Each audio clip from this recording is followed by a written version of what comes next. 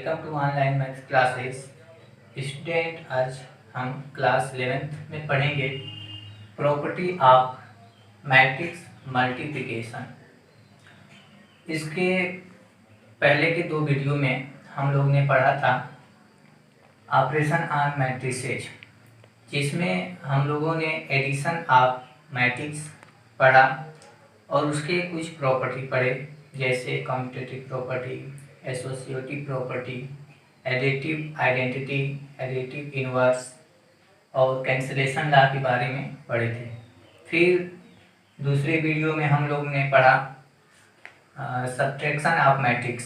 Subtraction of matrix में हम लोगों ने देखा कि किसी भी 2 मैट्रिक्स को किस तरह से हम सब्ट्रैक्ट कर सकते हैं, और सब्ट्रैक्शन ऑफ मैट्रिक्स जो होता है वो किसी भी प्रॉपर्टी, मतलब जैसे कम्यूटेटिव प्रॉपर्टी, एसोसिएटिव प्रॉपर्टी, किसी भी प्रॉपर्टी को फॉलो नहीं करता है। और इसके बाद हम लोग ने स्केलर मल्टीप्लिकेशन ऑफ मैट्रिक्स भी देखे थे, और फिर हम लोग ने मैट्रिक्स का मल्टीप्लिकेशन भी देखा। आज हम प्रॉपर्टी ऑफ मैट्रिक्स देखेंगे मल्टीप्लिकेशन का, ठीक है। तो जो मैट्रिक्स का मल्टीप्लिकेशन की जो प्रॉपर्टी है, ये भी फुल जो प्रॉपर्टी है जैसे कम्यूटेटिव प्रॉपर्टी, इसका फॉलो नहीं करता है। और जो प्रॉपर्टी है कैंसिलेशन लॉ, उसको भी फॉलो नहीं करता है।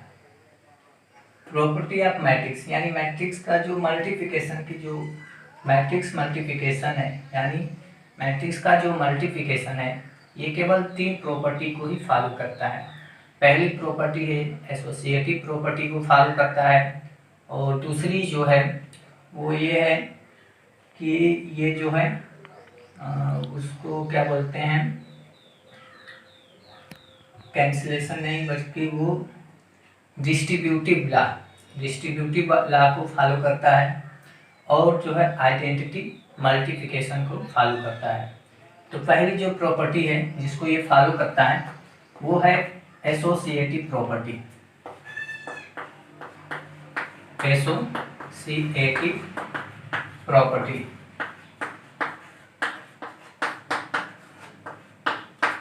एसोसिएटिव प्रॉपर्टी में होता क्या है कि 3 मैट्रिक्स अगर हम लें, let A B C, be 3 matrices,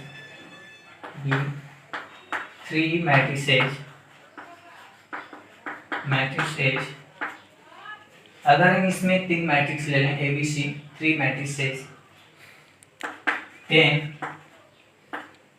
this property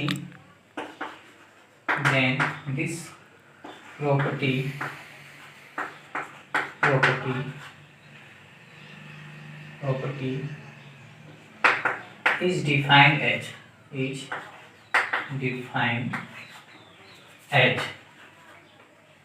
तो ये प्रॉपर्टी इस प्रकार से डिफाइंड होती है कि A into B out of C is equal to A into B into C। तो ये जो है एसोसिएटिव प्रॉपर्टी है। एसोसिएटिव प्रॉपर्टी यानी अगर 3 प्रॉपर्टी लें, 3 हम मैट्रिक्स लें और उन मैट्रिक्स को हम मल्टीप्लाई करें, तो वो इस प्रकार से हो सकता है। whenever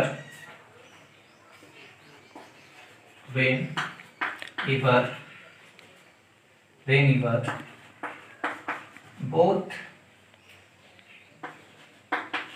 sides of this equation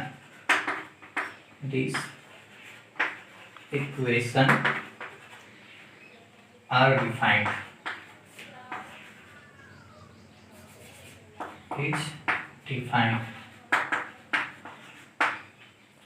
कब, यानी ये जब दोनों कंडीशन, दोनों बोथ साइड, यानी ये और ये क्या हो, इक्वल हो, whenever both side of this equation is defined, अगर ये परिभाषित है तो ये एसोसिएटिव प्रॉपर्टी को फॉलो करते हैं। अब यहाँ पे दूसरी जो प्रॉपर्टी है जिसको कि मल्टीप्लिकेशन ऑफ मैट्रिक्स फॉलो करता है, वो है डिस्ट्रीब्यूटिव प्रॉपर्टी।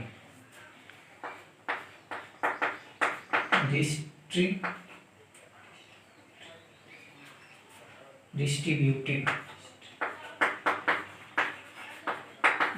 प्रॉपर्टी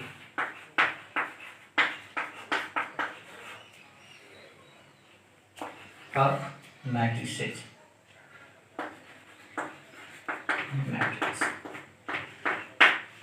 तो डिस्ट्रीब्यूटिव प्रॉपर्टी ऑफ मैट्रिक्स क्या है? इसमें भी अगर हम 3 मैट्रिक्स ले लें, let A B C be 3 matrices,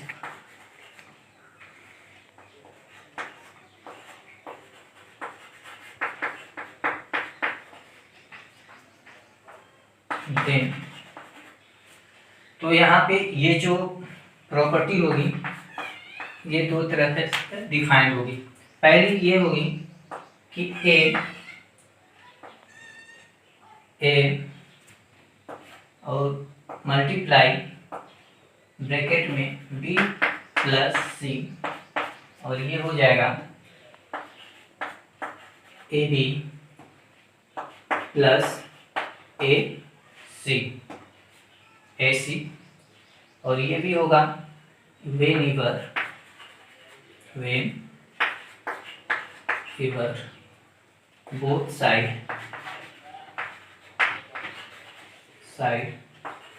of this equation is defined।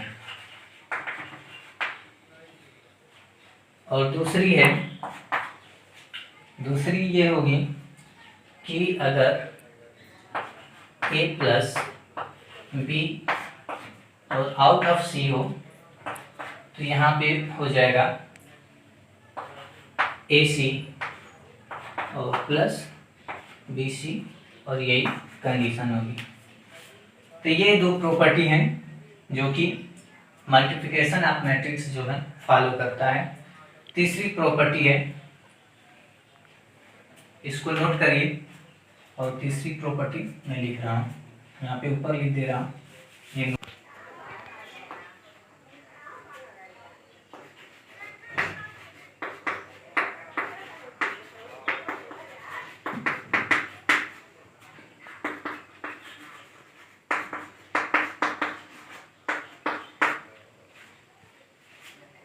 अब यहाँ पे देखिए तीसरी प्रॉपर्टी है मल्टीप्लिकेटिव आइडेंटिटी। मल्टीप्लिकेटिव आइडेंटिटी क्या है कि अगर late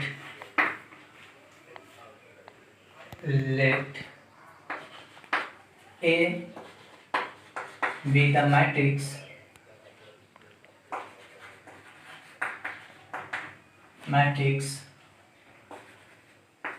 and I be the identity matrix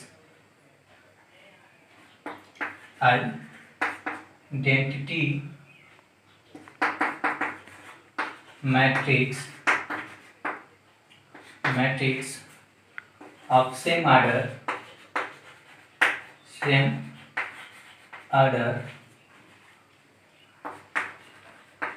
then it is defined as। अब यहाँ पे अगर A कोई मैट्रिक्स है और I कोई आइडेंटिटी मैट्रिक्स हो जो कि सेम आर्डर की हो, यानी जो आर्डर A का है वही आर्डर I का भी हो, तो वो इस तरह से डिफाइंड होती है कि AI या फिर IA कर लीजिए, तो ये A के इक्वल हो जाएगा। यह है आइडेंटिटी मैट्रिक्स। कहने का मतलब यह है कि अगर हम मैट्रिक्स A को आइडेंटिटी मैट्रिक्स के साथ मल्टीप्लाई करें, या इसको आइडेंटिटी मैट्रिक्स को हम मैट्रिक्स के साथ अगर हम मल्टीप्लाई करें तो दोनों ही कंडीशन में हमें जो है वही जो मैट्रिक्स है प्राप्त हो जाएगी। तो ये है मल्टीप्लिकेटिव आइडेंटिटी, यानी इस प्रकार के मैट्रिक्स को हम आइडेंटिटी मैट्रिक्स बोलेंगे। कहने का मतलब ये है, अगर एग्जांपल ले लें, जैसे कोई मैट्रिक्स ले लें हम ए, और यहाँ पे हम ले लें ए बी सी और डी, और ये ऑर्डर 2 क्रॉस 2, और आइडेंटिटी मैट्रिक्स ले लें हम, यहाँ पे ये हो जाएगा 1 0 और 0 1। तो यहाँ पे भी देख सकते हैं कि ये 2 क्रॉस 2 सेम ऑर्डर का है, और अगर हम इसको मल्टीप्लाई करें इसके साथ तो हमें दोनों ही कंडीशन में ए प्राप्त होना चाहिए। तो अगर हम पहले यहाँ से लेकर चलें ए आई निकालें तो देखेंगे क्या हो जाएगा। मल्टीप्लाई भी हम पिछले वीडियो में बताए थे कि दो मैट्रिक्स का मल्टीप्लाई कैसे करते हैं। तो दो मैट्रिक्स का मल्टीप्लाई ये तब संभव है, यानी पॉसिबल है, कि जब पहले का कॉलम दूसरे मैट्रिक्स के रो के इक्वल हो। तो यहाँ पे देख सकते हैं ये रो है और ये कॉलम नंबर्स को बताता है। तो यहाँ पे जो कॉलम्स और यहाँ पे ये रो, ये दोनों इक्वल हैं। तो दोनों इक्वल हैं तो ये कैंसिल होके और जो नई मैट्रिक्स बनेगी यानी मल्टीप्लाई करने से वो क्या होगी, वो भी 2 क्रॉस 2 की मैट्रिक्स होगी। तो इसको हम जब मल्टीप्लाई करेंगे यहाँ पे ए बी सी और डी, और यहाँ पे आई ए 0 0 1, तो हम देख सकते हैं हम मल्टीप्लाई कैसे करते हैं। हम क्या करते हैं, किसी भी एक मैट्रिक्स के हम क्या करते हैं कि उसका जो ये रो होता है, पहले मैट्रिक्स के रो का मल्टीप्लाई दूसरे मैट्रिक्स के कॉलम में करते हैं। तो अब यहाँ पे हम ए और बी इस वाले रो को उठाएंगे और इस दोनों ही कॉलम में मल्टीप्लाई करेंगे। तो यहाँ पे करेंगे तो यहाँ पे देखिए क्या आएगा। अब ए का 1 में मल्टीप्लाई ए होगा और बी का इसमें करेंगे तो 0 होगा। तो यहाँ पे हम प्लस लगा देंगे,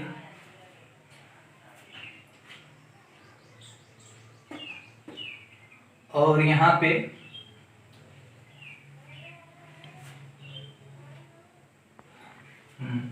ए का मल्टीप्लाई 1 में ए हो गया और बी का मल्टीप्लाई 0 में करेंगे तो ये 0 हो जाएगा। और फिर हम ए का मल्टीप्लाई इसमें करेंगे 0 में तो ये हो जाएगा 0, और बी का मल्टीप्लाई हम 1 में करेंगे तो ये हो जाएगा हमारा बी हो जाएगा। तो ये हो जाएगा प्लस बी। ठीक है, अब इस रो का मल्टीप्लाई हम इस मैट्रिक्स के दोनों कॉलम में कर दिए हैं। अब इस वाले रो को उठाएंगे और इस मैट्रिक्स के दोनों कॉलम में मल्टीप्लाई करेंगे। तो यहाँ पे सी का मल्टीप्लाई इसमें करेंगे तो ये हो जाएगा सी, और डी का इसमें करेंगे तो ये प्लस 0, क्योंकि डी का 0 में मल्टीप्लाई 0 हो जाएगा। और फिर सी का हम इसमें करेंगे तो यहाँ पे भी ये 0 हो जाएगा, और प्लस डी का मल्टीप्लाई इसमें करेंगे तो ये डी हो जाएगा। तो यहाँ पे देख सकते हैं ये हमारा आ जाएगा, आगे लिख दे रहे हैं, ये ए का 0 में ऐड करेंगे तो ये ए हो जाएगा, और 0 प्लस बी भी क्या होगा, बी हो जाएगा, और ये सी और ये डी। तो ये देख रहे हैं कि ये हमारा ए मैट्रिक्स आ गया। तो यहाँ पे देख सकते हैं ए आई निकाले तो यही आया है। सिमिलरली अगर हम आई ए देखें तो क्या हो जाएगा, आई ए देखेंगे तो यहाँ पे ये पहले आ जाएगा 1 0 0 और 1, और मल्टीप्लाई ए बी सी और डी। तो यहाँ पे क्या होगा, यहाँ पे भी देख सकते हैं। अब इस रो को उठाएंगे और दोनों कॉलम में मल्टीप्लाई कर देंगे। तो 1 का इसमें करेंगे ए में तो ए आएगा, और 0 का सी में करेंगे तो ये 0 हो जाएगा, यहाँ पे ऐड कर देंगे। फिर 1 को b में मल्टीप्लाई, b आ जाएगा, और 0 का d में करेंगे तो ये 0 हो जाएगा। और फिर उसी प्रकार से 0 का इसमें a में करेंगे तो 0, और a1 का c में करेंगे तो प्लस c, और फिर 0 का b में करेंगे तो 0, और 1 का d में करेंगे तो d। तो यहाँ पे देख सकते हैं कि ये फिर हमारा क्या आ गया, ये a आ गया, ये b आ गया, और यहाँ पे c, और यहाँ पे d, और ये क्या हो गया, a के इक्वल है। तो यही है हमारा आइडेंटिटी मल्टीप्लिकेटिव, यानी इस प्रकार का मैट्रिक्स होगा, आइडेंटिटी मैट्रिक्स इस प्रकार का मैट्रिक्स होगा कि इसको अगर किसी भी मैट्रिक्स में मल्टीप्लाई किया जाए तो वही मैट्रिक्स प्राप्त होती है। तो ये हो गया, यही तीन जो प्रॉपर्टी हैं जिसको कि मल्टीप्लिकेशन ऑफ मैट्रिक्स जो है फॉलो करता है। तो अब हम देखते हैं कि जो इसकी प्रॉपर्टी है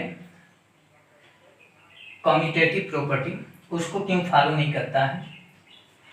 तो उसके लिए मैं इसको थोड़ा रब कर दूं।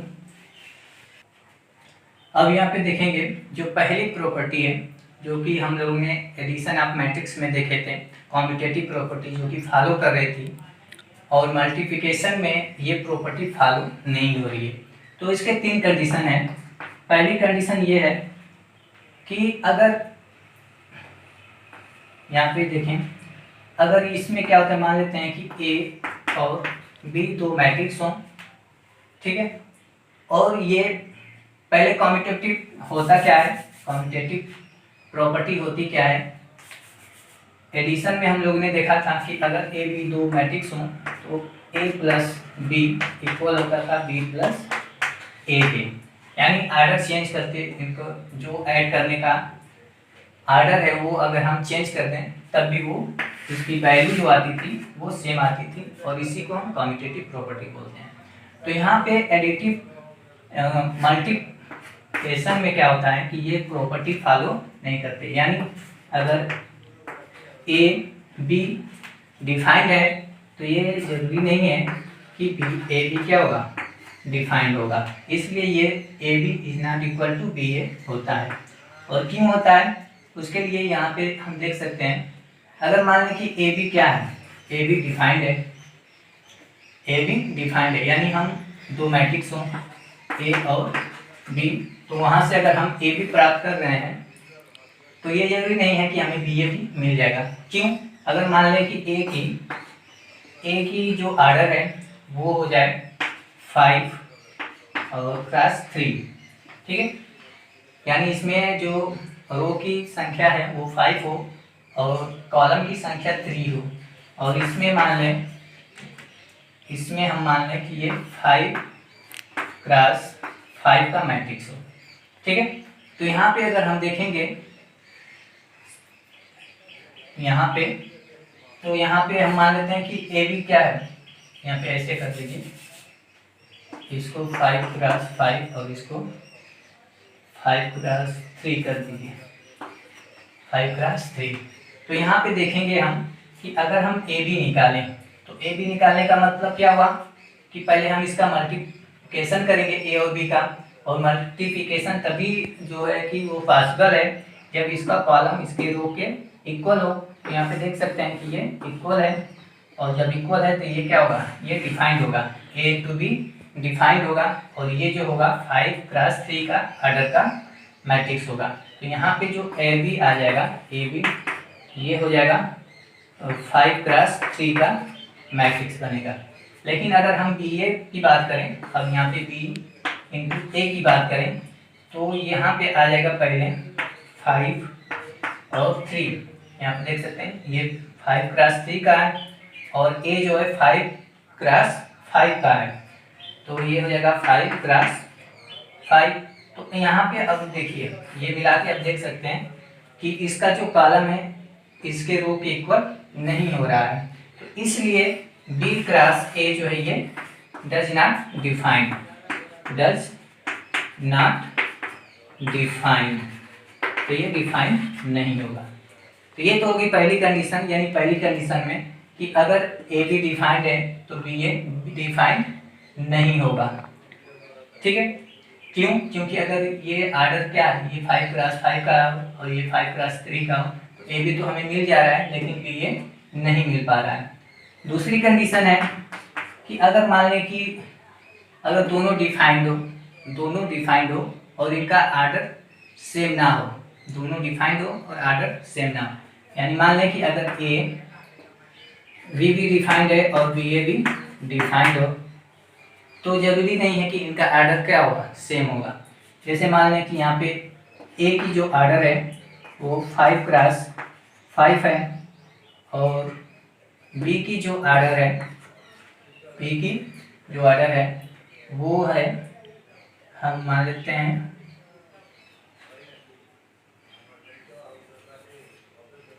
यहाँ पे मान लेते हैं ये 5x4 हो गया और ये हो जाए 5x4 का ये भी हो जाए।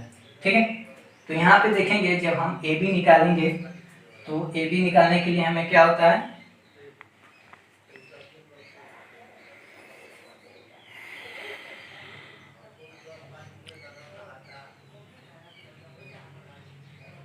ये 4 और ये हो जाएगा 5 का।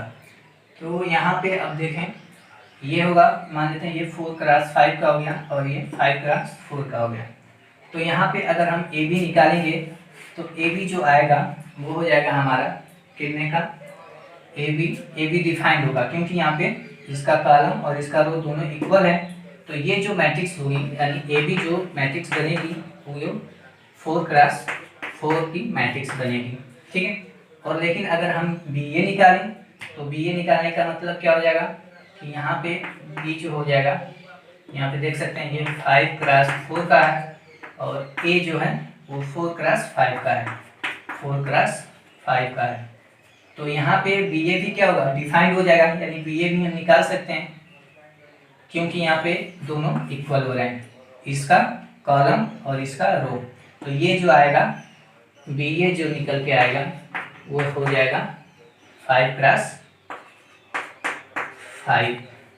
तो यहाँ पे आर्डर इसका क्या हो रहा है कि आर्डर सेम नहीं हो रहा है, दोनों डिफाइंड हैं।